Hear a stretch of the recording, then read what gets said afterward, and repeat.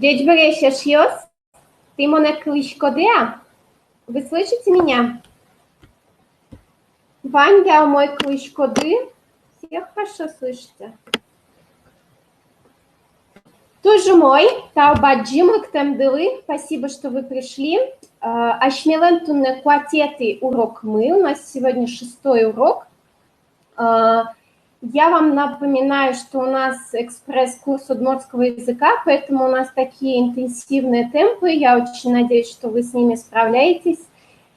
Если же вы не справляетесь, вы в любом случае сможете вернуться, посмотреть видео, сделать домашнее задание и проверить себя, потому что все презентации выложены и в свободном доступе, и в том числе я делаю рассылку. Я надеюсь, что все получаете рассылку, ни у кого в спам ничего не уходит. Вот, значит, еще раз напоминаю, потому что это было только на первом уроке, у нас вот такой основной учебник Марым Леща, да, вот он у меня такой потрепанный уже за 10 лет. Вот, Марым Леща переводится, вот это Марым, это очень удобное слово удмуртского языка, наверное, однако. Марым – это как в венгерском языке easy, есть такое слово, которое... Когда человек думает, не может вспомнить слово, употребляется это слово. И из этого слова «марым» можно сделать любую часть речи. Глагол, существительное и так далее. То есть очень такой удобный для использования слова, удобное для использования. Вот, напоминаю, что у нас занятия проходят по принципу Free Donation. Если вам понравилось занятие и вы хотите отблагодарить меня, преподавателя, то опять-таки в рассылке я отправляю возможные способы. Вот, ну что, давайте начнем. Ойдоле Куцком. Надеюсь, что все сделали домашнее задание, да, и сами себя проверили. Сейчас мы с вами... посмотрим кое-какие вещи вместе. Итак, значит, 6-й урок. У нас сегодня в фокусе будут послелоги. Мы немножко локальные послелоги, то есть послелоги, которые связаны с местом, указанием на место. Далее мы с вами немножко вспомним части тела.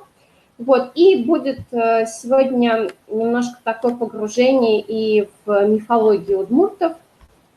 Итак, смотрим. Значит, вот на основании домашнего задания я кое-какие моменты выписала, которые мне показались нужными, необходимыми поделиться с вами. Вот смотрите, как сказать примерно около. Да, если мы говорим о температуре, о времени, есть несколько способов выразить вот это наречие, примерно около. Вот я выписала наиболее распространенные варианты на сегодняшний день, и давайте посмотрим. Вот сегодня около 10 градусов тепла. Да? 3 возможных варианта, как мы это можем сказать. Если мы не уверены в точности, что это ровно 10 градусов, туне даз градус котыр шунит. Котыр слово будет часто встречаться. Может быть, кто-то помнит, когда мы смотрели части тела, то там было котрес щин, круглые глаза. Котыр – это от слова круглый, да, котрес, котыр, что-то круглое, котрес джек, круглый стол. То есть здесь около 10 градусов. Дальше, туне даз градус пала шуны. Слово «пал» тоже вам должно быть уже знакомо. Помните, у нас было слово «палесмурт», это мифологическое существо половинчатое, «пал», да, финское «поли», венгерское «фил», финно-угорское слово. «Пал» – это половина или сторона. С частями тела, помните, я тоже говорила вам, у удмуртов парные части тела воспринимаются как нечто единое целое. Поэтому, если человек одноглазый, то он «палщин». Если одноногий, то пал-пыд, да, пол. Ну, легко запомнить, пал-пол. Вот. Пола – это в сторону, в направлении. То есть буквально, если переводить, сегодня 10 градусов в сторону, то есть в сторону 10 тепла. И третья возможность, она такая более необычная, да, наверное, для русскоязычных, мы к слову градуса добавляем множественное число. То есть в удмуртском языке мы говорим das градус, то есть градус используем единственное число. Но если мы хотим сказать, что это примерно, то мы можем поставить множественное число, и будет примерно около 10, то есть либо 11, либо 9, что-то вокруг и около. Вот. То есть здесь за счет множественного числа. Тоже вы знаете, как образовывать уже множественное число, то есть у нас должна быть разделительная либо мягкий знак, либо твердый знак. Вот после гласных мы добавляем ос, суффикс, после согласных йос. Вот эти котыр, пала, это и есть послелоги, но они в данном случае указывают не на место, а на количество, примерное количество. Вот о такого рода частях речи мы с вами сегодня как раз будем говорить. Вот. Что касается времени, я ложусь спать около 11 вечера, да, то есть, наверное, не все ложатся прям вот четко минута в минуту. Здесь тоже мы можем использовать слово «котыр» – «около». «Мо дасодик час котыр и жены выдышко». Да, то есть вот возможно, что это уже под влиянием русского языка «около», да, вот как бы соответствие круглый, около, вот соответствие котыр слову русскому круглый, около. Поэтому вот котыр, оно распространяется все больше и больше. Хотя раньше было множество других вариантов сказать около примерно. Вот. Монда судик час котыр и жены выдышко. То есть запомнили, что слово котыр, обратите внимание, идет в самом конце конструкции. То есть не после числительного, а после указания предмета. Да? Градус котыр, час котыр и так далее. Дальше. Здесь живет около 300 человек. Да? Татын куинщу котыр адяни уле. Вот здесь уже, видите, числительное вклинивается котыр между числительным и существительным. Вот так звучит лучше. Татын куинщу. Вы можете сказать, в принципе, куинщу адяни котыр уле, но вот мне, как носителю языка, мне кажется, что это не очень корректно звучит. То есть я бы сказала «татын куинщу котыр адяни уле» или «татын куинщу пала адяни уле». Так тоже можно сказать. То есть вот запомните, чтобы сказать про время, про температуру, лучше всего использовать слово «котыр», оно такое универсальное, во всех трех случаях встречается. Вот, вам для удобства. А остальное вам для общего развития, что есть и другие способы. Вот, но это еще не все способы, я вам только вычленила наиболее распространенные. Вот. Идем дальше. Вот фигурировало слово «куспал», «супруг», буквально переводится «куз» – это пара, «пал» опять-таки, да, половина. То есть моя пара – половина или пара – половина, да. И слово «куспал», «супруг», он неотчуждаемый, потому что половина, она неотчуждаемая, это всегда ну, что-то такое обязательное. Вот, поэтому мой супруг, моя супруга будет «куспалы» через «ы», вот, но слово «муж» и «жена» будут уже отчуждаемыми. То есть «карте» – мой муж, «т» конечная твердая, поэтому ставим. Северный диалект взяли из русского языка и очень часто употребляют слово «мужик». «Мужике» – это означает «мой муж».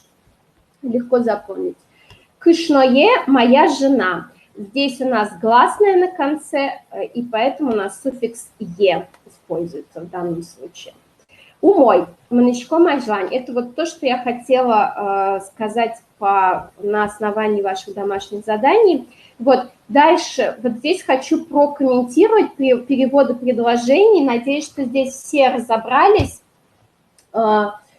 Значит, смотрите, у моей мамы удмуртские корни. Здесь «вань» имеются факультативно, поэтому можно его опустить. Она елен удмурт выжиосыз. Да? У моей мамы удмуртские корни. Смотрите, «анай» синеньким выделен суффикс лично притяжательный, что это «моя мама». «Лен» указывает родительный падеж на обладателя, то есть корни-то мамины, а мама моя.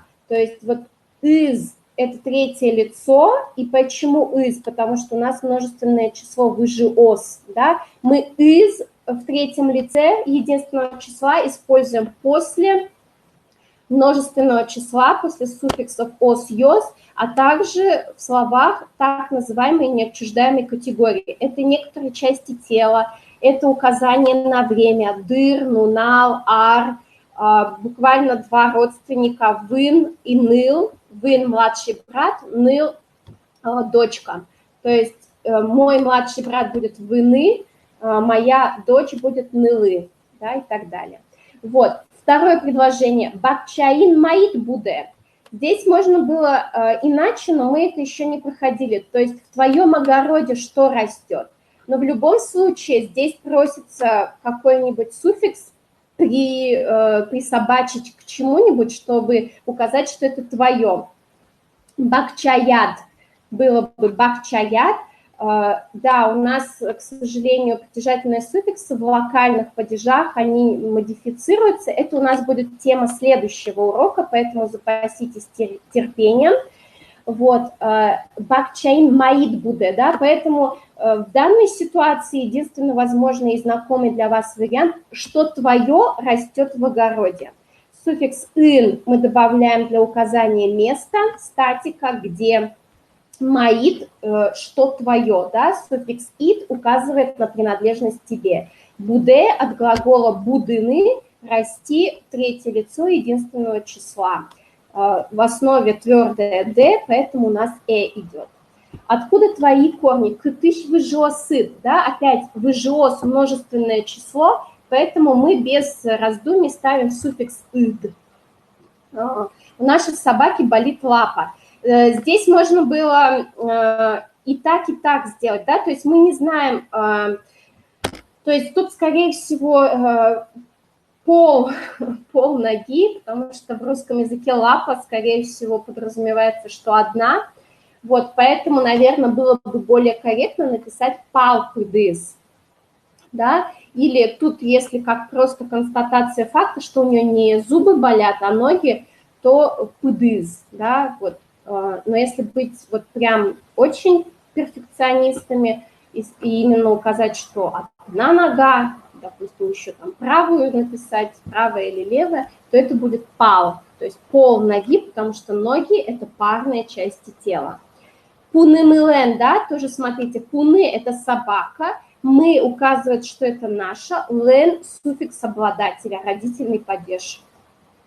Куда идут твои друзья сегодня вечером? Кычитун не джитаже эшьосыд мыно, да, эшьосыд тоже множественное число, мы без раздумий ставим показатель лица ид, мыно, третье лицо множественного числа, твердая основа на н, поэтому у нас вариант о. Да, кычи, на севере республики вы услышите произношение кыцы. Это так, если у кого-то есть северные родственники. Вот, моя бабушка по папе всегда встает рано утром. Песчаное хоть кувайчук на суте, арняну налы сотабаньку же. Но здесь вот песчаная, да, то есть у нас бабушка по папе и бабушка по маме, они имеют разные наименования. Песчаная образованная из слов перещ анай, буквально старая мама. Здесь суффикс е мы добавляем, чтобы показать, что это моя. Ваш чукна рано утром, арняну нале, да, мы с днями недели употребляем суффикс е, как бы входный, можно сказать, падеж. Табань для тех, кто не бывал в Удмуртии, у кого нет удмуртской бабушки и вообще тех, кто печет табани, это на кислом тесте делают такие толстые блины, обычно перед печкой. Это слово, образованное из двух слов, таба плюс нянь. Нянь уже знакомый вам хлеб, таба – это сковородка. То есть получается сковородный хлеб, табань. Я не могу говорить по-удмуртски. Мон удмуртчанин верашкнул быгатышка. Да? Тут отрицание. Не забывайте, что в отрицании у нас в конце «ы». Да? У многих идет «я могу быгатышко», «о», но в отрицании «ух быгатышкы». И в удмуртском языке очень важно произносить до конца, то есть четко произносить в конце слова, потому что все самое значимое в удмуртском языке находится на конце слова. Все суффиксы, все показатели лица и так далее. То есть это очень важная часть. В удмуртском языке нет приставок. Фактически только один предлог. Все функции русского предлога выполняют после логи. А приставки, соответственно, тоже какими-то иными способами решаются. Вот. И вот щамен вы уже помните, да, теперь я уже вам буду говорить. Вот удмурт щамен – это после лог как раз. Щамен поски, вот образа действия. Вот, мы сегодня его брать не будем отдельно, то есть мы сегодня только на локальных остановимся. У меня нет ни времени, ни настроения идти на дискотеку. Дискотека я мене дырына мылкдына авел. Да, смотрите, здесь дыр, время, да, исключение по типу на «ы» склоняется в единственном числе дыры, дырыд, дырыс. И то же самое с мылкыд, настроение. Поэтому здесь у нас будет вариант на «ы». Дискотека, да, куда у нас входный падеж. Их университет на 5-м месте в рейтинге. Видите, здесь каждый раз показатели обладателя сословен факультативны, потому что это в зависимости от контекста. То есть если вам здесь надо подчеркнуть, а что их, вот мой университет на 1-м месте, а их университет на 5-м, да, и поэтому здесь это факультативно, если надо подчеркнуть, то мы ставим показатель обладателя. Университет ЦИ рейтинген витетинтын. Да, на 5-м месте, где статика, поэтому суффикс «ын» добавляется, университет ЦИ, их университет, глухая «т» в конце, поэтому суффикс «сы». Рейтинг, в рейтинге опять-таки суффикс «ын». Наш поезд уходит днем без 10:02.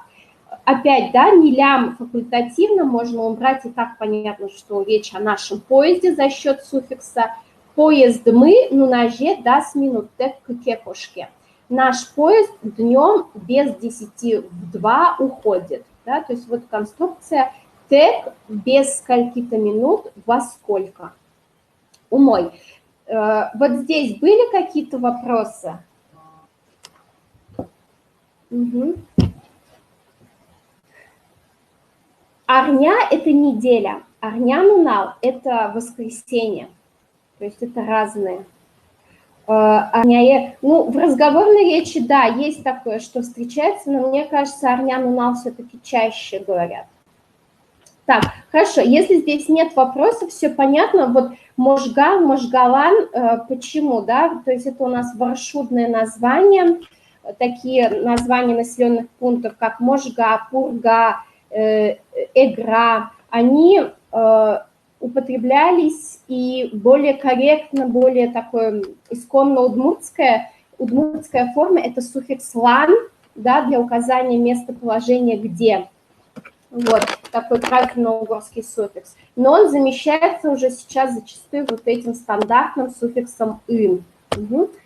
Итак, Манечка Манжвань. Сегодня я хотела вот для начала, прежде чем мы приступим к послелогам, немножко вернемся к частям тела, и я расскажу вам такие интересные факты про, скажем, части тела удмуртов и про то, как они выражают некоторые чувства, эмоции.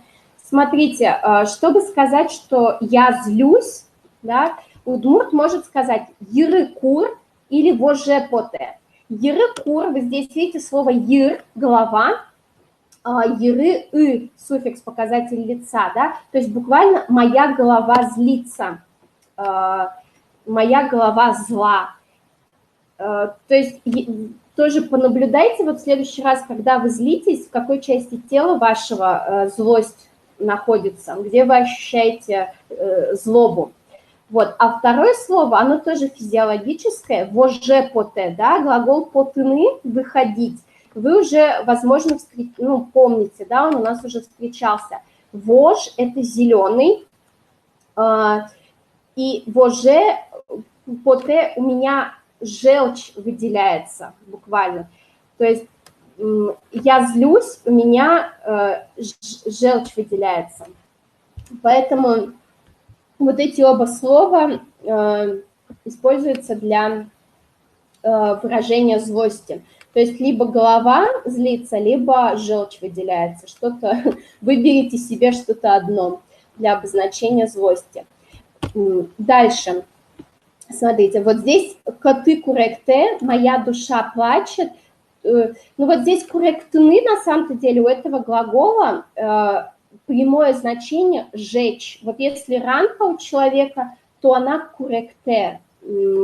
Там, например, царапина, да, если там соль попала или еще что-то. Вот, то есть тут буквально кэт – это живот, коты – мой живот. Коты куректе буквально, ну, жжет, мой живот жжет, не отжигает, а жжет, вот, и можно сказать, что это душа плачет, то есть когда вот грустно, да, тоскливо, вот, это коты куректе, живот, или живот грустный, джош – это грусть, вот, тоже живот у нас тоскует, когда нам грустно, и когда Боже мой, да, вот, ну, выражение есть и Боже мой тоже такие, но есть еще ой, щулм, лулы, щулмы. Лул тоже, те, кто знает финно-угорские языки, вот в финском, кстати, не знаю как, лилек, венгерская, лул – это душа, да, о ней мы еще отдельно поговорим, то есть Эдмунд скажет душа сердца, да, когда ой, что-то там случилось, переживает, лулы, щулмы, скажет. Вот. Идем дальше. Вообще с животом будет очень много выражений. Коты щума. Тоже буквально не я хочу есть, а живот хочет есть. И у щуманы, щума, глагол используется уже только в этой конструкции, больше других вариантов нет. То есть я хочу есть, вы можете сказать через фразу коты щума.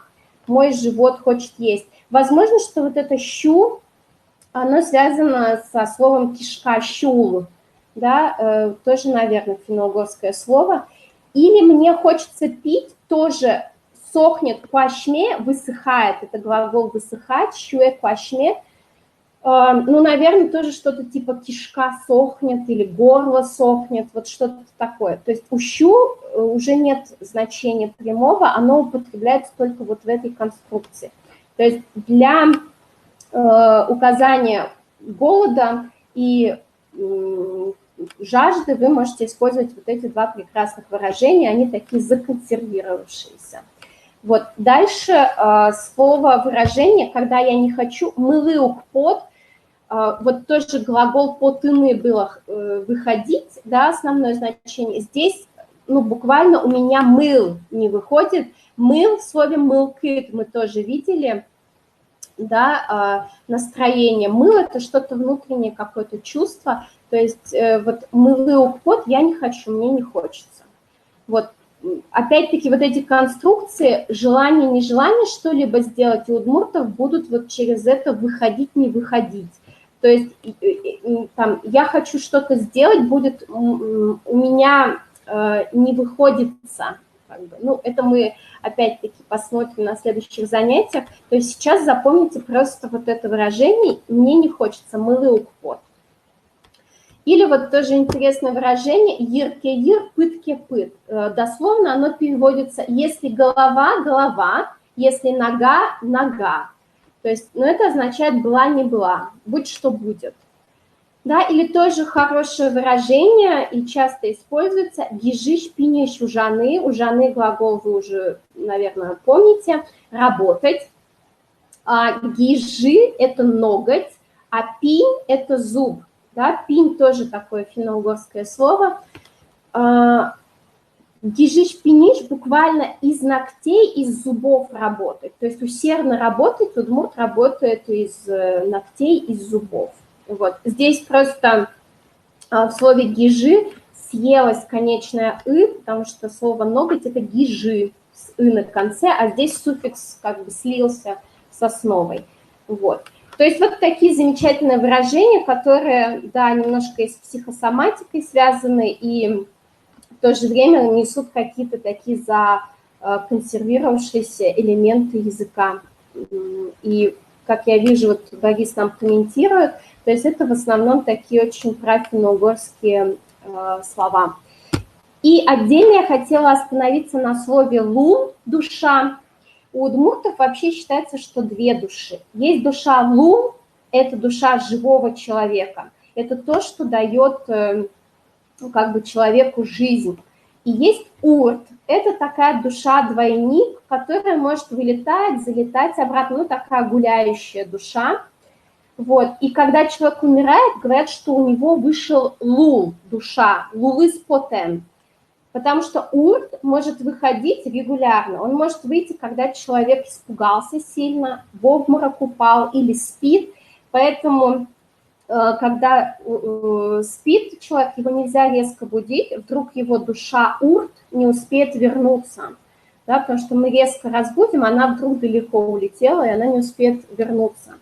И вот смотрите, с лун какие слова образованы. Во-первых, вы видели, да, лулы, щулмы, выражения. То есть с урт мы такого не скажем. Вот. Луджины, вздохнуть, буквально взять, ну, луджины, да, что-то с душой связанное, ну, может быть, вдохнуть тоже, да, в чем-то также образовано.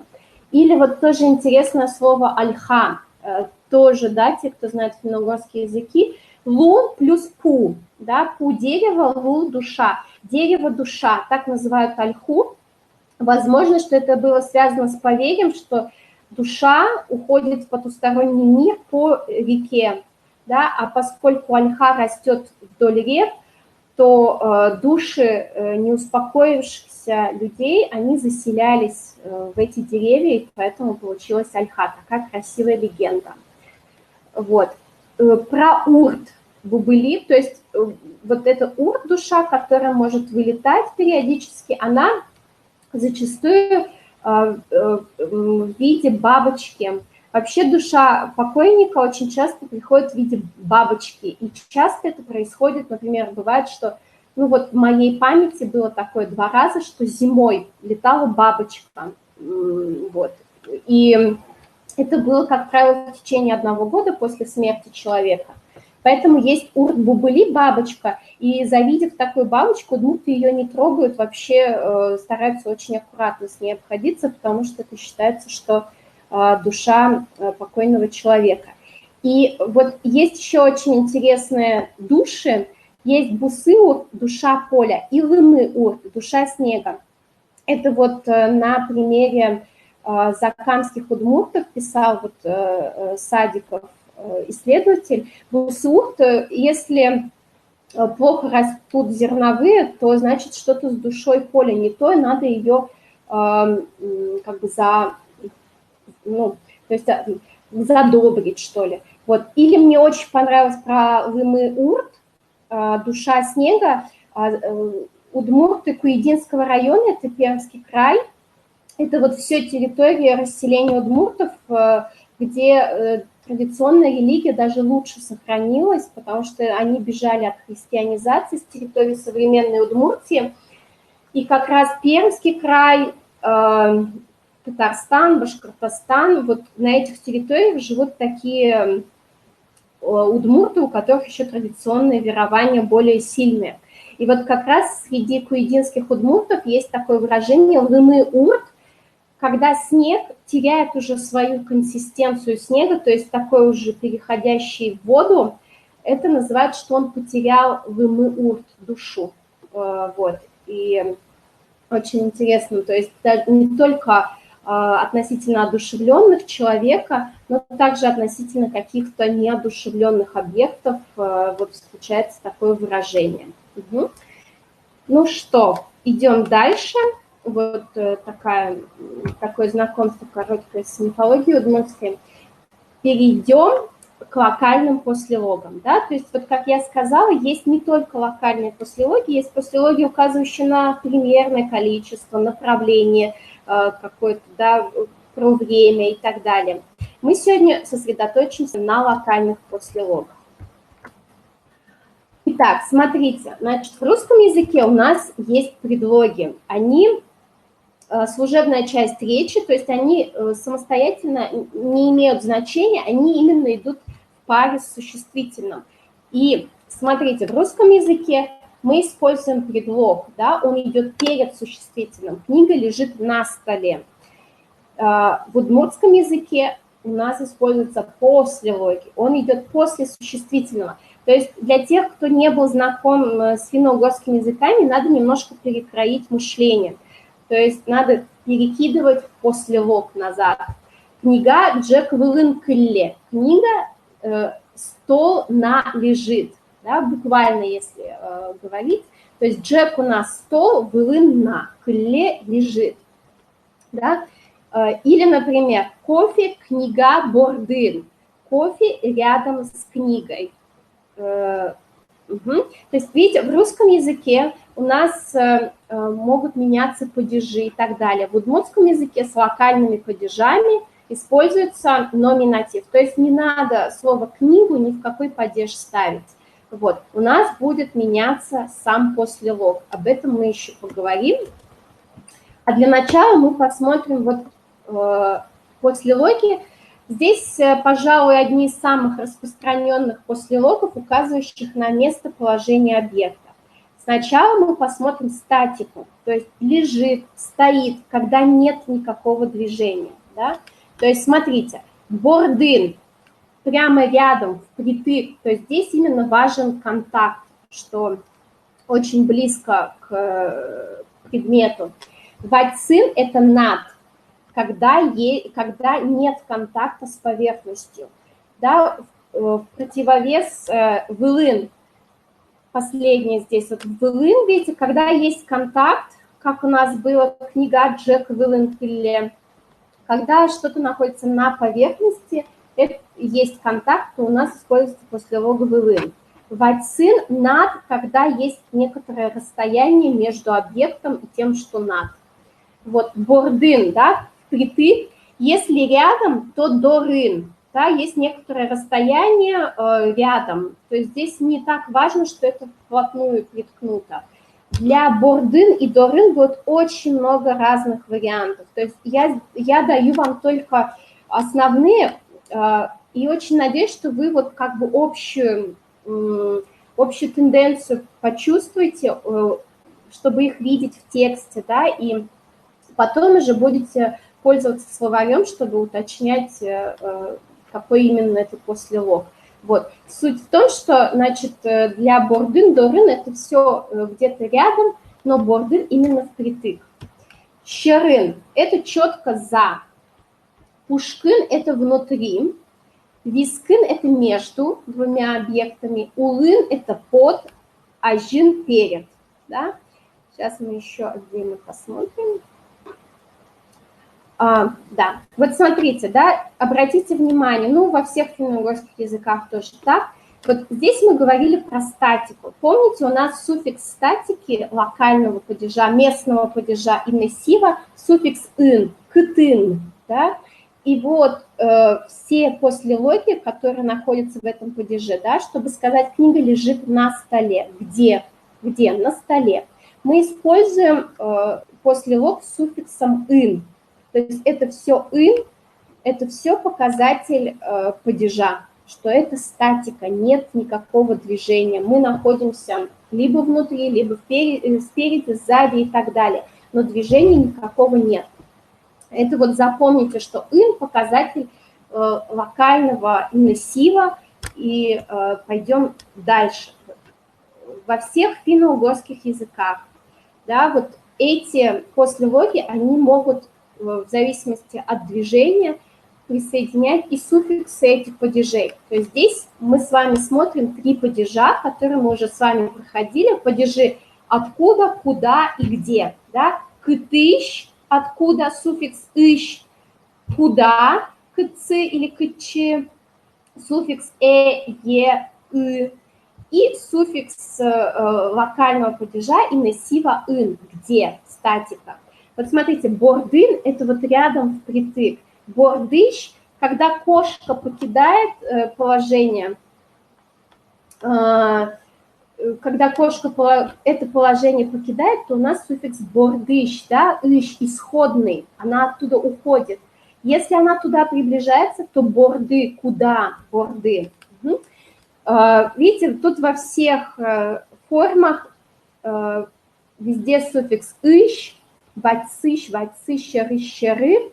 Да, тут просто надо запомнить, в паре вариантов будет либо е. Но и е, тут если была мягкая, вот ажин, например, то перед коробкой она идет, ну, по-русски даже так не скажешь, то есть она идет в направлении перед коробкой, да, чтобы она к этой точке пришла, которая находится перед коробкой. Аже. И вле на, да, L была конечная твердая, поэтому у нас суффикс Давайте посмотрим примеры. Если говорим об облаках, вопрос, да, вацин, да, мон вацин, надо мной облака, мон вацин пилемьос, облака, мон вацин шунды, надо мной солнце и так далее. Корка вацин самолет, над домом самолет летит, например, да. Итак, смотрим. Кочиш коробка дорын пуке, да? Сидит у коробки, дорын статика, сидит пуке. Кочиш коробка дорыш кошке, кошке уходить, да, глагол на удаление уже. Поэтому от коробки уходит, у нас будет суффикс иш, откуда. Кочиш коробка доры пукше, кошка садится к коробке, движение куда. Кочиш коробка пушки пыре, да, тут вот эта конструкция синонимична с коробкае, куда садится в коробку и внутрь коробку. Пушки подчеркивает, что именно внутрь, как бы глубоко.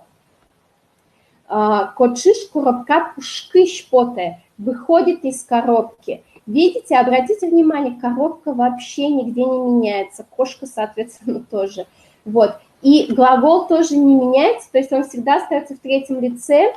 У нас единственное, что меняется, это у нас меняется послелог, да, в зависимости от направления. Откуда, куда или где.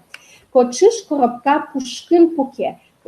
Кошка сидит в коробке. Видите, все вот этот послелог пушкин, пушкыш, все варианты возможны. Пушкы куда, пушкыш откуда и пушкин где. Кочиш коробкаос вискин пуке. Кошка сидит между коробками. Да? Здесь вот, если два разных объекта, то мы ставим немножественное число. Коробка, но, джек, вискин, например. Да? Коробка и стол между сидит. То есть можем за счет союза «но», соединительного союза, и также «но» сделать эту конструкцию. Кочиш коробкаос виски пукше. Садится куда? Садится промеж коробок. Кочиш коробка улепыре, да? Кошка заходит под коробку. Кочиш коробка ажин кыле. Кошка лежит перед коробкой, статика. Кочиш коробка ажиш выкте. Кошка идет в сторону говорящего и перед коробки. То есть она лежала перед коробкой, теперь она идет в мою сторону. Кочиш коробка вылын кылле. Кошка лежит на коробке. Кочиш коробка вылыш суте. Кошка встает с коробки. Да, то есть направление с поверхности уходит, удаление. Кочиш коробка щерымане. Здесь может быть вариант, когда сама коробка статична, идет за коробку кошка. А может быть так, что коробку тянут на веревочке, и кошка за ней идет. Ми компьютер один покишком. Да, мы сидим перед компьютером, и мы сидим за столом. Джек щерын покишком. Угу. Так, давайте еще посмотрим вместе. Итак, смотрите, основные глаголы, да, которые нам сейчас встретились, и они, в принципе, будут вами дальше встречаться. Насколько часто действительно можно услышать потребление ажич, например? Да вообще регулярно. То есть это правда, это реальная речь, то есть это живее живых. Вот. Смотрите, глаголы, антонимы, да, здесь я вам выделила, чтобы легче было запомнить. Пырыны – заходить, потыны – выходить, да. движение. Лыктыны – приходить, кошкыны – уходить. Пукщины – садиться, султыны – вставать. Угу. Мыныны – идти. Да, глагол, ну, здесь я не выделяла его антоним, это в зависимости от контекста может быть и лыктыны и так далее. Пукыны – сидеть. Да, обратите внимание, есть глагол пукыны – сидеть длительно, да, статика, а есть направление пукщины – садиться куда-то. Сылыны – стоять, тоже статика, да, мы уже стоим где-то. А есть султыны – поменять положение, то есть близкие такие по смыслу. Кыллины – лежать. Итак, давайте попробуем каждый самостоятельно, да. Вот здесь предложение, 8 предложений. Книга лежит на столе. Вот слово «книга» остается «книга». Здесь вам подсказки. Стол – это Джек, куны – это собака, адями – человек, мон – это я. Да, и глаголы все тоже даны. То есть вам что надо сделать? Вот как мы здесь сделали предложение, вот такого рода. То есть надо составить полное предложение. Вот, здесь вам подсказки. После логами, здесь все глаголы даны, здесь все слова. Попробуем. Давайте попробуем. Я даю вам 3 минутки. Потом все вместе проверим. Валамона, понятна задача? То есть надо написать 8 предложений, перевод того, что здесь на русском языке. Хуцкишком. Начинаем.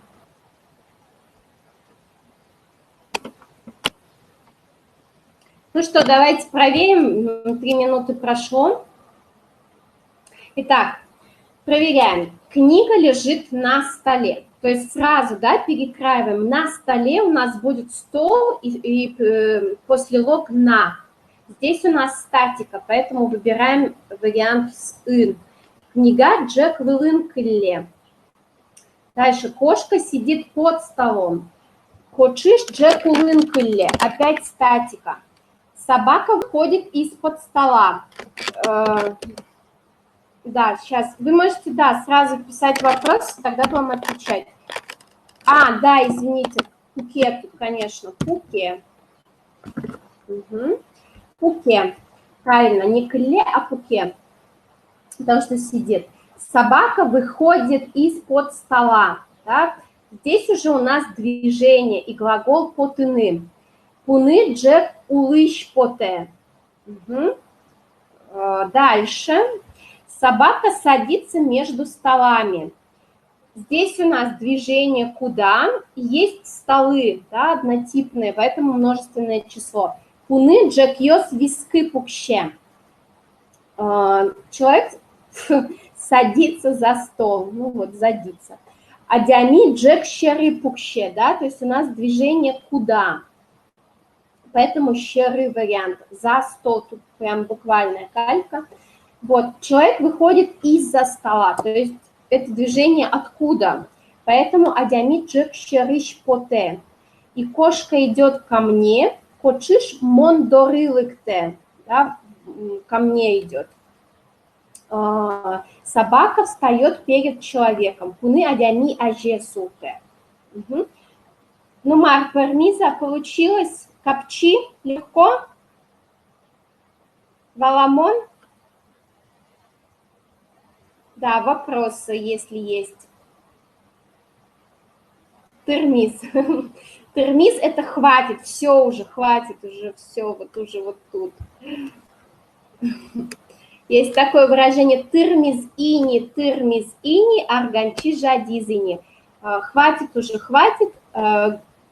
Арганчи – это гармонист уже устал. Ну, это из частушки удмуртской. Вот. По какой логике ко мне выражается через доры? Да, здесь мог быть и другой после лог, да, поскольку мы смотрим самые основные, тут мог быть пола, то есть в сторону, в мою сторону идет. Мондоры имеется в виду, что он вот ко мне близко подойдет. То есть я предполагаю, что он вот прям ко мне близко подойдет. Если он подошел вот ко мне прям впритык уже, да, это будет борды, то есть вот он уже трется об меня, тон борды, мон борды вуис, да, вот. А мон дорылыкте, я знаю, что он прям вот близко ко мне подойдет. Если я буду использовать после лог пола, вот как было у нас, сейчас, пола, вот, если я использую после лог пола, это будет означать в мою сторону, в моем направлении, но это не будет означать, что он до меня дойдет. Может, он на полпути свернет. То есть он просто в моем направлении идет, но не ко мне. Может быть, я его не интересую, может быть, до меня там какой-то более интересный объект находится. Просто я в том же направлении, в той же стороне нахожусь. Вот. За столом Джек Щерин. Вот если мы сидим там, едим, это Джек Щерин. Джек Ажин – это перед столом будет уже, это уже будет другое. Вот Ажин вообще много будет таких выражений, потому что у него есть еще значение аж, место. Ну вот это мы сейчас посмотрим еще. То есть, по сути, вот каждый послелог, он образован из какого-то корня, да, и может быть, вот эти корни вам как-то помогут тоже понять логику. Смотрите, вылын, вылыщ, вылэ, да, везде один и тот же выл. Это опять тоже финно-угорское слово. Те, кто знает эстонский, финский, они вспомнят, найдут аналог. Выл – это поверхность. Есть контакт с поверхностью, да, вот как я вам говорила, этот послелог используется, если есть контакт. И был это как раз поверхность, указывает. Дальше ул, его антоним, под, тоже финно-угорское слово, олат, эле, или как-то так, по-моему, в прибалтийско-финских. Вот, значит, ул – это низ. Пытаюсь вспомнить населенные пункты Удмуртии со словом ул, по-моему, улы юри, например, да, есть ул нижний юри, например. Вот такие населенные пункты. Дальше слово дор. Да? Дор у нас с вами встречалось уже значение дом, home, да, как бы место, home, sweet home, вот это. Дор – это край, сторона, и очень часто будет употребляться, когда кто-то у кого-то в гостях. Или я, например, иду к врачу, там, першал или эмьящ до рыманочко, или там президент до рыманочко, я иду к президенту, допустим, да. То есть это очень часто используется в конструкции с одушевленными, то есть если я к кому-то иду. Или, например, куноын, да, в гостях куно, это гость, куноын, мон, там, например, я в гостях у Оли, мон оли дорын куноын, да, например. Вот, бордын, борд – это стена, поэтому бордын – это вот прям притык к стенке, да. Пушкин, пуш – это внутреннее что-то, пушкес – начинка, пуштрос – содержание, то есть пуш – это все, что внутри, поэтому этот корень будет использоваться для этой группы послелогов. Щер – чужой, по ту сторону, поэтому вот щерын, то есть здесь уже калька, видимо, с русским идет, то есть за столом мы сидим, ну, не по ту сторону стола получается, но вот как бы калька с русского за столом мы используем щерын. Вот, также за кем-то, да, за чем-то, за кем-то. Поэтому вот даже я допускала такую ошибку в русском языке, это была калька с удмуртского языка, то есть в детстве я говорила, спрашивали, у тебя есть с собой что-нибудь? И я отвечала, да, у меня за собой есть, потому что удмурт скажет, что вот если у меня там с собой тетрадка или книжка, то мы используем вот этот послелог. Но он фактически не за, а вот где-то рядом тут, но все же.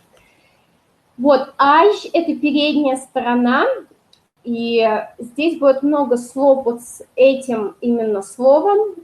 Не только после лог вы встретите аш-кышет, например, фартук, будет платок спереди, вот с этим словом аж.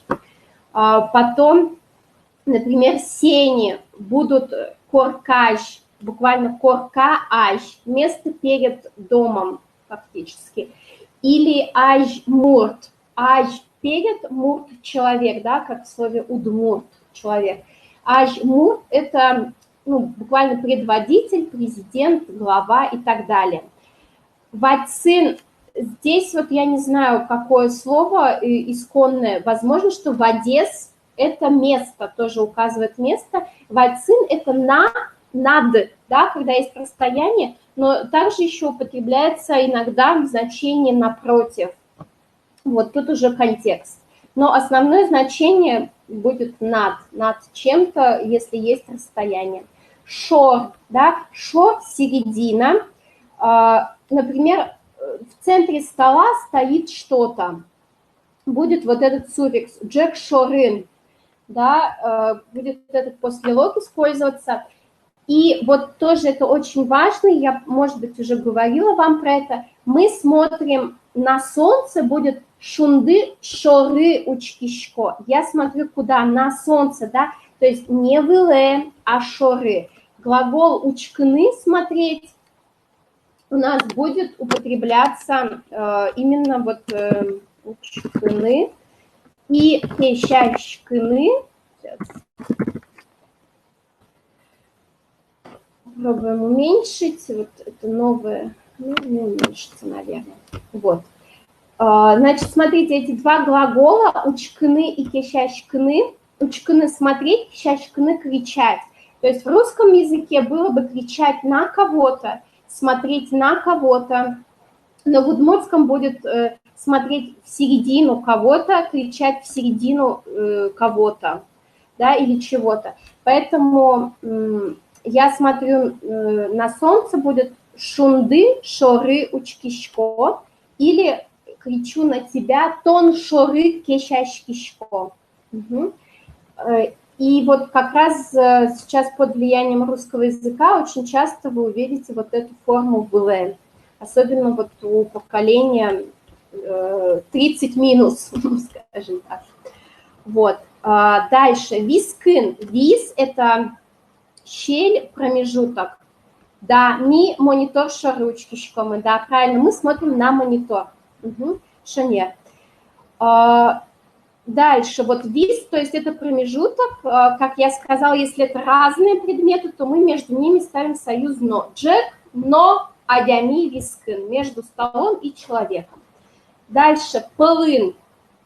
Пыл – это среда, окружение, то есть пылын – это английское among, да, среди каких-то однородных объектов, но у нас может быть выходить из этой, да, группы или заходить туда. Например, в траве. Вот в траве мы скажем турын-пылын, да, в цветах щачкаос-пылын. Если что-то вылетело или вышло из этого, то турын-пылыш, там, я не найду в траве ничего.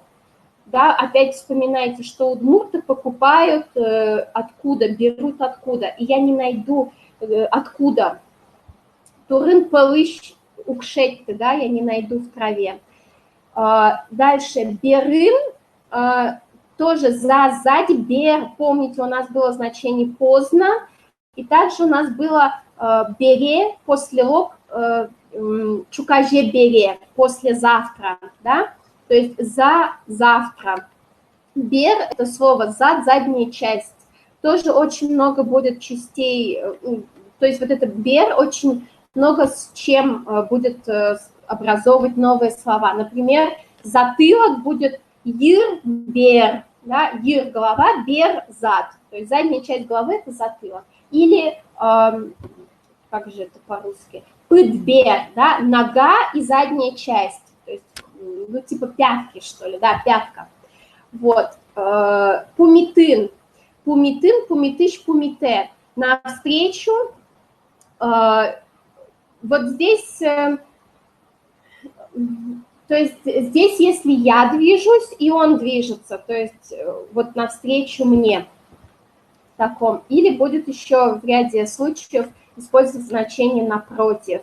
То есть напротив дома растет дерево, например, корка помитым, песку буде и так далее.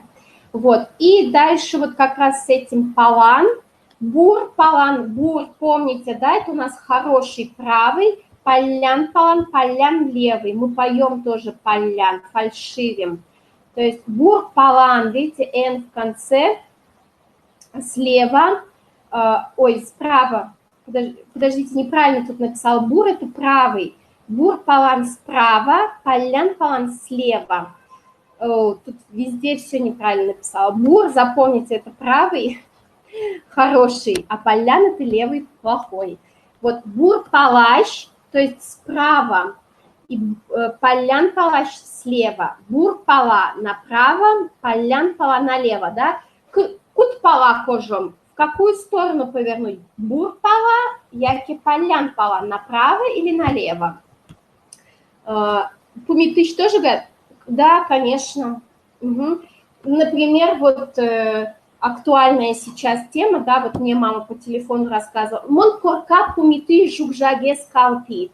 Я убрала мусор, который напротив дома находился. Угу. То есть как бы это очень частое явление. Или корка пумитыч пискуэс погрфим там, или срубили дерево, которое было напротив дома. Да, то есть на русский нельзя перевести одним словом, приходится более длинными конструкциями, да, то есть в этом смысле удмуртский язык очень компактный. Давайте посмотрим еще несколько примеров. Вот здесь я вам разместила картинку, которая сейчас очень актуальна. Наверное, кто-нибудь из вас узнает, те, кто бывал или имеет североудмуртские корни, коми корнем, это пестик или пистик, пешник, вот как у меня дома называют. Это ростки хвоща полевого. Вот как раз сейчас тот период, когда эти ростки собирают, вот, и из них потом их через мясорубку пропускают или сечкой рубят в корыте тущ, да, и из них потом делают начинку для перепечи, удмуртской выпечки, для пирожков, варят суп, то есть ряд каких-то блюд делают, и такая традиционная еда, и почему-то у южных удмуртов, возможно, что это связано с почвами, нет этих пестиков, пешник, то есть это именно распространенная среди северных удмуртов культура и среди коми. Вот. И что еще важно, меня вот учила бабушка, что нельзя собирать с болот, потому что этот хвощ, он растет на кислых почвах, он растет и в том числе на болотах, но болотистый это плохой, он с черной головкой, он невкусный, он горчит. Надо собирать на поле, которое вот пахали год назад, вот, и в этом году его не перепахивают, и как раз вот этот пешник будет самый лучший. И вот такой еще совсем молодой, который еще вот в этой чешуйке. Вот такой вот вам мастер-класс по сборке пешника. Вот, ну что, посмотрим предложение, да? Чинучкон ажин слышко, я стою перед зеркалом. Если я буду уходить оттуда, чинучкон ажищ, да, кошкишко там или так далее.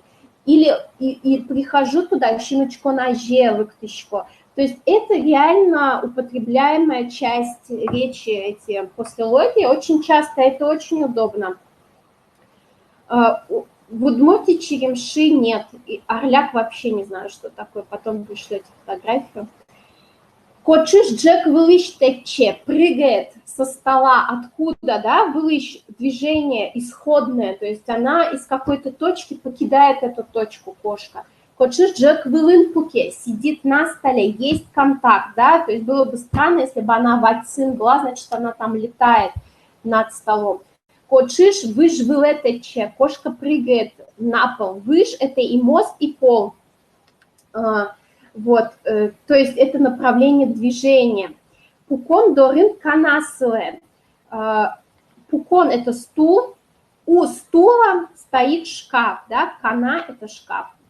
Турин полыш бубли лобджис. Вот как раз тот пример. Из травы вылетела бабочка.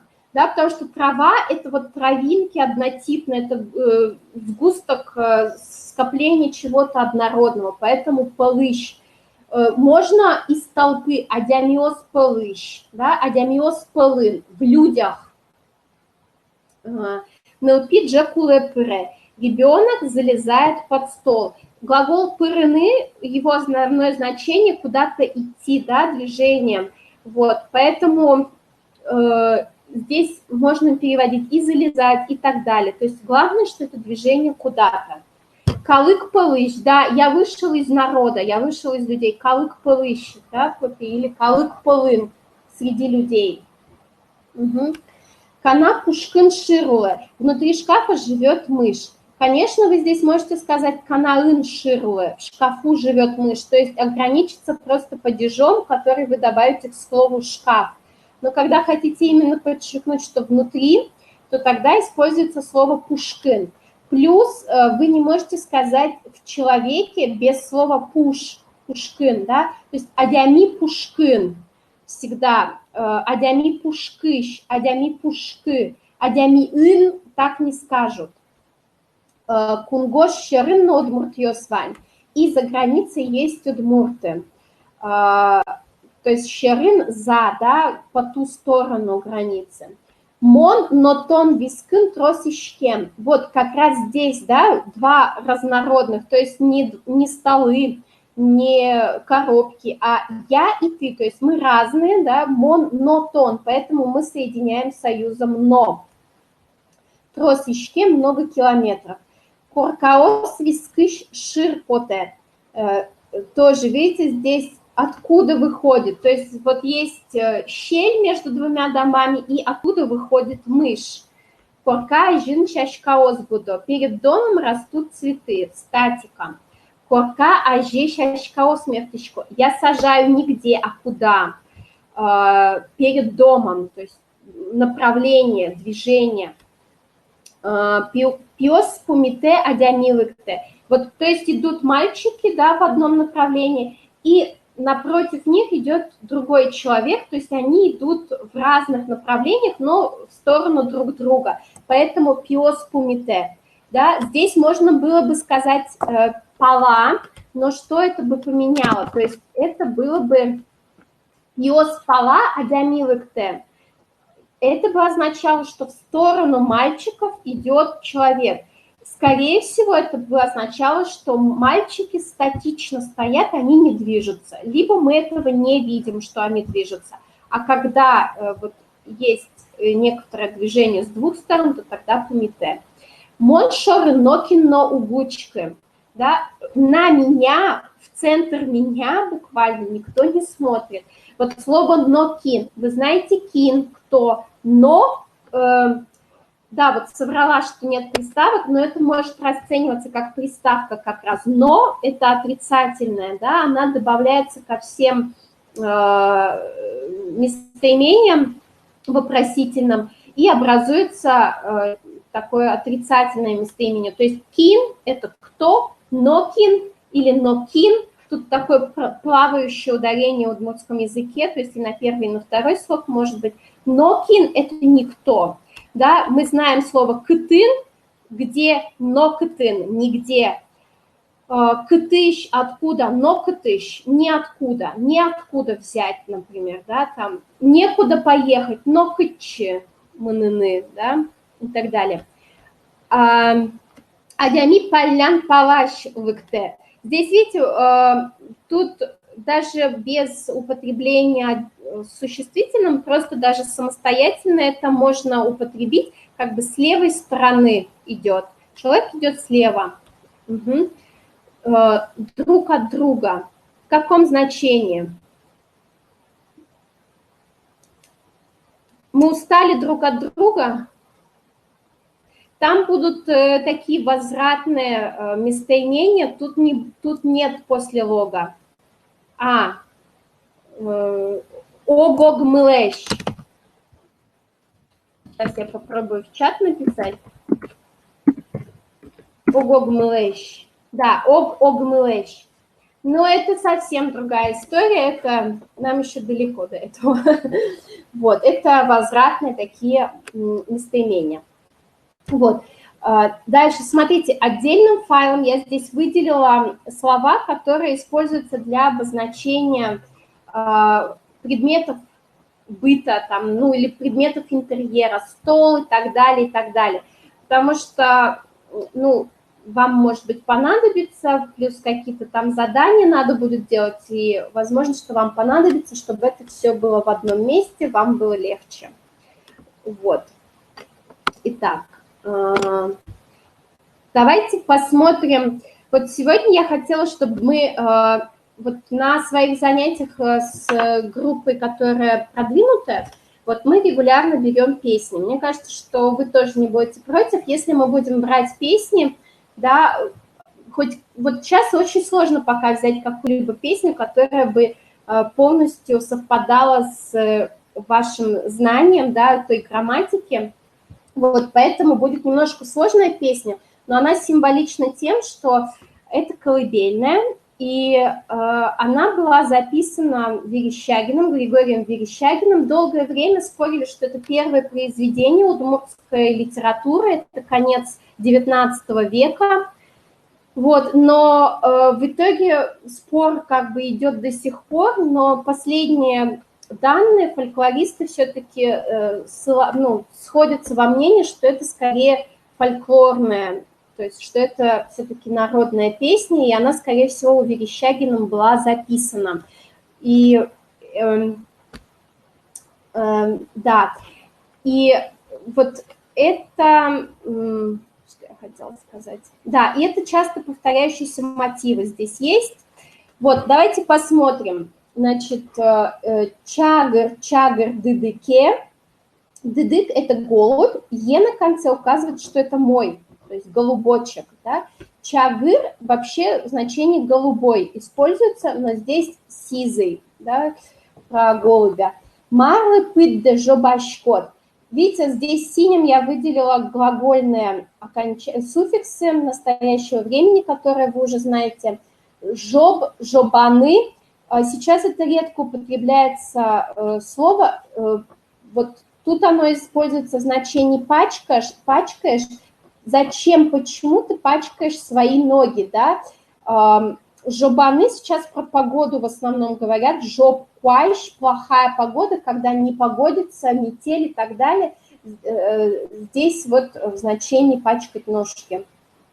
Пыд, нога, пыдде – это аккузатив с лично-притяжательным суффиксом. Вот некоторые из вас с ним уже столкнулись благополучно в домашке.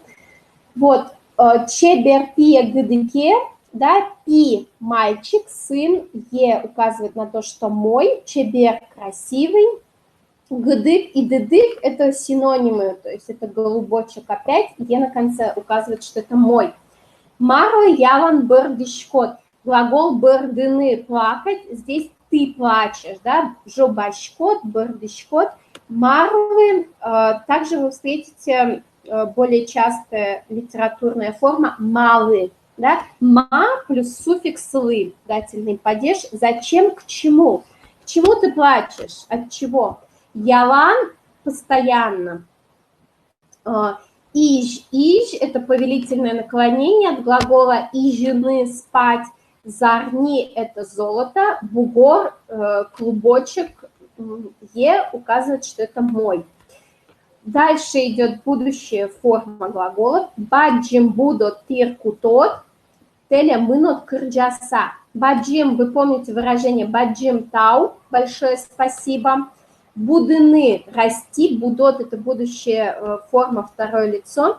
Тир, помните, вот когда фонетику проходили, это было одно из первых слов.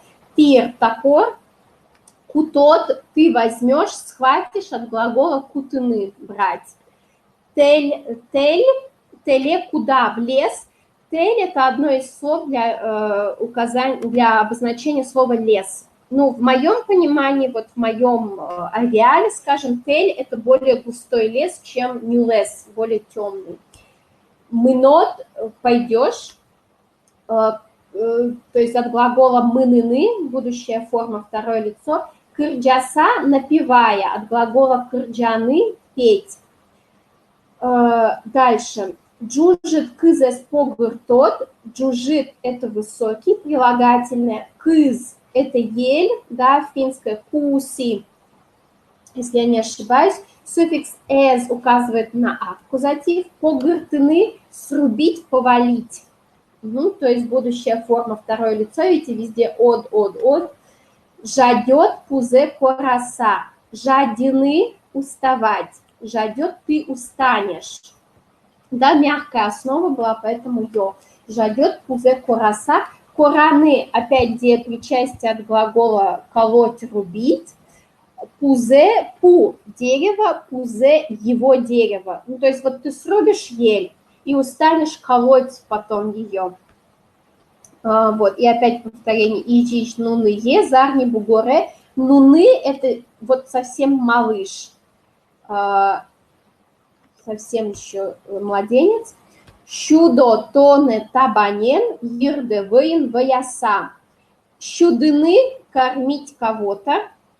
Тоже вот здесь, видите, щу, да, всплывает вот этот корень, как коты щума, у нас было щуэкващное выражение. Тоне – тебя, ты в аккузативе. Табань, да, у нас было сегодня слово блины. Табань, в принципе, это не совсем блины, поэтому табань есть табани. Табань. Табанен, чем творительный падеж. Ерде, твою голову, здесь тоже притяжательный аккузатив. Вэй, опять финно-угорское слово, вай, вой, вэй, масло, именно сливочное, не подсолнечное. Вэйн, ин, да, чем творительный падеж, инструменталец. Ваяса, видите, уже суффикс са встречался нам не раз. Ваяны, мазать, то есть смазывать. Ваяса, смазывая, подмасливая. Не спрашивайте меня, почему тут мама мажет маслом голову ребенка. Вот, в одном из источников я видела, что якобы удмурты после того, как поели блинов, табаней, руки вытирали об голову, об волосы. Но что-то меня немножко смущает эта теория. Ну ладно. Вот, йод, мусур, чечиен. Йод, юны, да, тоже финно-угорское слово, йода и так далее. Мусур, образованный из двух слов. Му – это древнее финно-угорское слово мед, миз. Сур – это пиво, но мусур переводится как медовуха. Чечи – это уже более, скажем так, новое слово для слова мед. То есть тут два слова мед в одном предложении. Му и чечи. Чечиен – чем? Творительный падеж. То есть здесь уже речь идет о взрослом ребенке. То есть в первом куплете он был еще малыш, потом он вырос, взял топор, пошел в лес. Да, вот, а мама осталась дома, киндеркюхе, кирхе, да. То есть она готовит табани и ждет сына. Йод мусор чечиен, анай почтем шууса. Шууны сказать, шууса приговаривая, да. Анай почтем, мама сварила, от глагола почтены, варить, неочевидная форма прошедшего времени. Мама сварила, оказывается, потому что ребенок был в лесу. Вот. Да, давайте попробуем сейчас послушать вместе эту песню. Так, не получится так, чтобы вы и текст видели, и послушали. Ладно, давайте тогда вы просто дома послушайте, я вам всем пришлю эту песню. То есть это нуны веттан гур, гур – это мелодия, нуны веттаны – качать. Нуны – это вот совсем младенец. Вот. И это, можно сказать, один из первых текстов удмуртской литературы, вот, и часто распространенный сюжет. Итак, давайте еще раз посмотрим, что мы сегодня с вами прошли. Вот, в первую очередь я говорю про послелоги. Итак, смотрите, значит, послелоги, они бывают, мы посмотрим именно локальные, И мы посмотрим 3 падежа, потому что они могут быть и в других падежах локальных, но мы пока сфокусируемся вот на этих 3 базовых, наиболее часто употребимых. Вот, бордын, да, бордын, когда притык к какому-то предмету, бордыш, оттуда уходим, отдаляемся, борды туда идем. Вайцин над, есть дистанция между поверхностью и объектом. Щерын за, в том числе за столом сидим, за коробкой бегу, иду за чем-то, да, и так далее. Пушкин внутри, с человеком употребляем только с послелогом пушкин. Вискин между двумя, если разными объектами, то мы добавляем союз но, монотон, вискин. Если у нас однородные предметы, то мы говорим их во множественном числе. Улын под, дорын рядом, недалеко, ажин перед, вылын на, когда есть контакт с поверхностью. Угу. Так. И давайте посмотрим. Вот хочу вам дать такое домашнее задание. Значит, ваша задача будет написать про Арыслан Пи. Да, Арыслан – это лев, Пи – это сын или детеныш.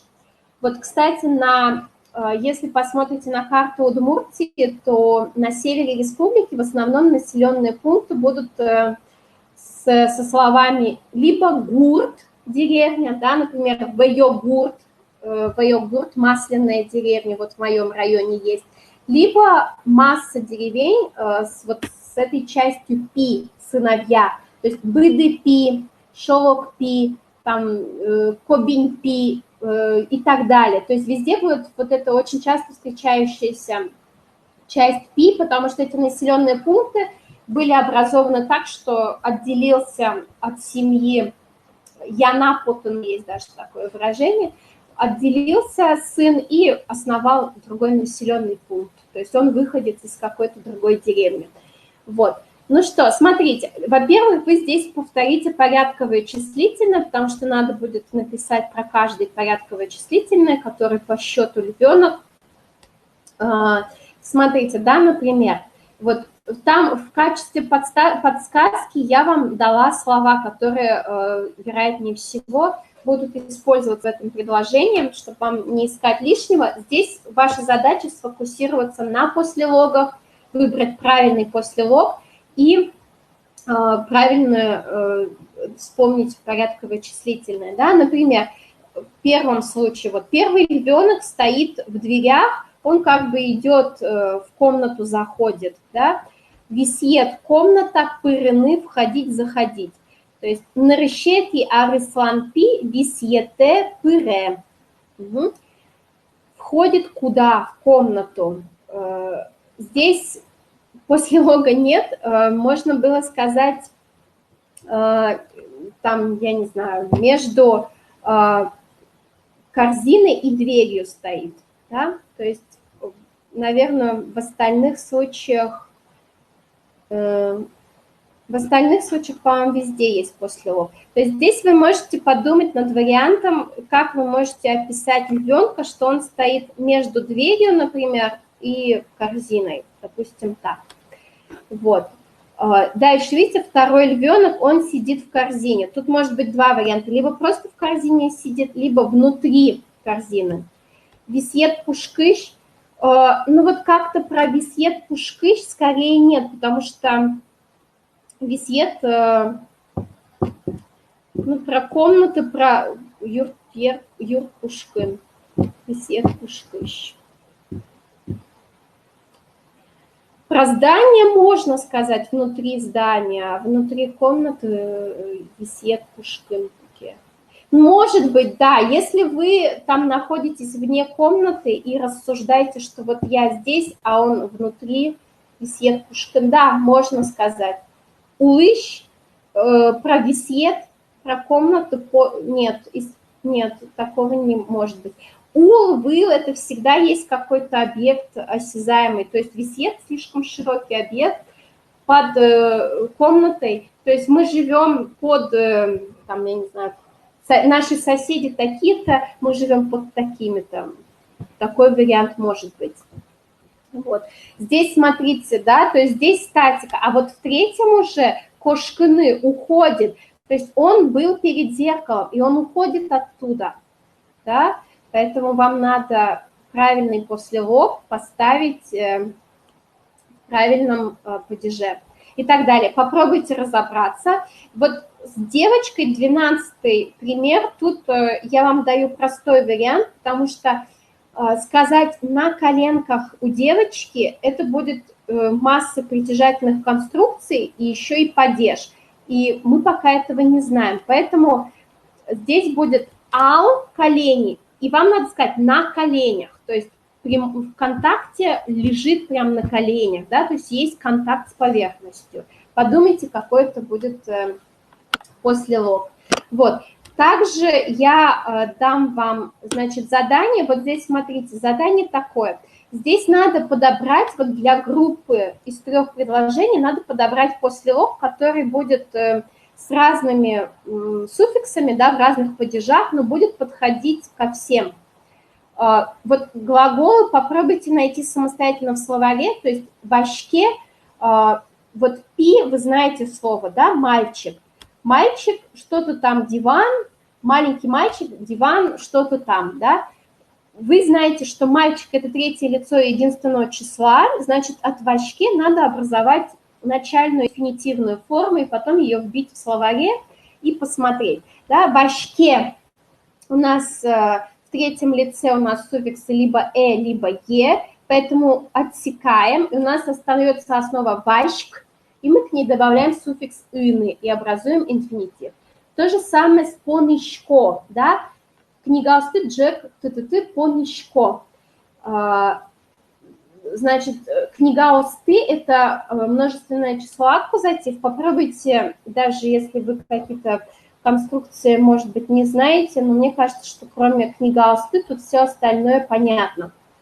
Просто надо будет словарем воспользоваться. Понишко, да, вот вы видите суффикс «ишко», и сразу у вас включается лампочка, что «ишко» – это настоящее время, первое лицо. «Мон понишко» и «ми понишко» – «мы», да. Здесь, соответственно, будет форма на «мон».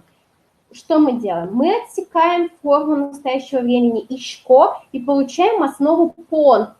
За счет «и» с 2 точками мы знаем, что «н» у нас твердое, значит, мягкого знака не будет. «Понны» будет. Вот. И по такому принципу работайте. «Потис», «пырис» – это прошедшие времена. Я вам напишу тогда сюда вот комментарии, чтобы вас эти не смущали. «Буде», да, например, настоящая форма, третье лицо единственного числа. У нас указывает на то, что конечная была твердой, поэтому будыны без мягкого знака. Пукщи, тоже это прошедшие формы, я их напишу вам сюда в комментарии, что это прошедшая форма. Умой. И будет еще тоже на послелоге, тут просто вот нарисовать, дорисовать, тысяч откуда, где, куда, то есть тут просто вспомнить, механически набить руку. Здесь уже предложение, да, тут тоже, может быть, комментарий оставлю, чтобы вам было проще. То есть Ижевск, Будапешт, Шонирак, поезд АВЛ. Шонирак – это прямой. Поезд АВЛ уже можно догадаться, поезда нет. То есть нет прямого поезда из Ижевска в Будапешт. Вам надо правильно поставить суффиксы. Это скорее уже на повторение, да, то есть у нас здесь уже на повторение падежей без суффикс, без послелогов, просто на суффиксы. Так, это что я вам еще? И вот это диалоги из учебника Мары Млыща. Обязательно тоже слушайте. Здесь это по теме совпадает с тем, что мы изучаем. Может быть, какие-то конструкции менее знакомые. Вот. Весь учебник Мары Млыща сопровождается аудио, поэтому у тех, у кого нет возможности слушать удмуртский язык, слушайте аудио учебника, читайте тексты, чтобы у вас интонации удмуртские, произношение, чтобы оно у вас откладывалось. Вот. Таобаджим, спасибо большое. То есть я вам вышлю тут с дополнениями, комментариями домашку. И Арня Улыса Пумещком. Через неделю встретимся. Успеваете ли вы делать домашние задания? Может быть, я зря вам в презентации выкладываю домашку, и вы не делаете, потому что тут вот правда на ваш, как бы на вашу совесть, да, делайте, отлично. Вот, потому что, конечно, одного раза в неделю недостаточно без практики, поэтому хотя бы так делайте. Если бывают вопросы, то вы мне пишите, пожалуйста, смело в Фейсбуке, в e-mail, ВКонтакте. Вот, так что, да, ну, презентации я вам высылаю, вы их получаете, там вот везде все ответы бывают. Если у вас какой-то вопрос есть, мы его можем на уроке обсудить по домашнему заданию. Комментарий я к домашке дополнительно сделаю, чтобы вам было легче. Таобаджим, спасибо большое. Джейчуэ, да, я тоже так думаю. Вот, что ответы в презентации тоже хорошо. Тау Джейчуэ помещкычёщ.